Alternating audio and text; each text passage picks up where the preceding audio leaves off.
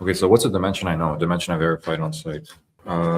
Here it was 16'4". Now it's going to be at exactly the right scale. From here to here it was 16'4". What is it currently?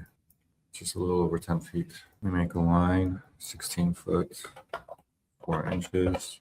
Let's get this scale here to here. Bam, snap it here. Okay, now the way that this is denoted. Oh yeah, it's in decimal. It should be in feet and inches. Length units. Oh, it says decimal right there. Feet and inches. Okay.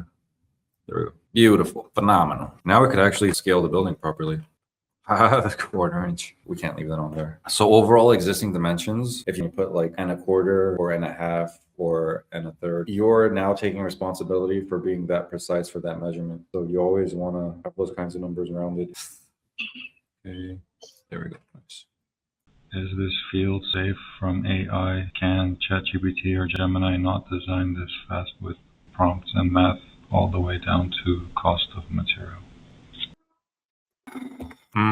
I don't think AI will replace architects. I think architects using AI might replace architects not using AI. AI is a great tool if you think with it, get feedback, and you incorporate it or you ignore it. I use ChatGPT almost daily. It's an amazing tool to think with, but it does make mistakes at times. At the end of the day, you study sources that are not fully available online. The AI doesn't have that database to draw from. Pull gems out of these that do come up in the real world. AI might get the emphasis wrong, and you have to catch it and say, actually in this project, it's not the electrical or the plumbing that's the issue, it's actually the mechanical. Us splitting off additional rooms here might change the way the initial mechanical engineer had accounted for the exhaust and the return within the various spaces. You know what I mean? The mista. Raw thoughts going off, huh? My cousin sent me the Immortal Technique.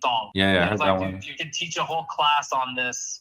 When you design, does solar or green energy materials factor in?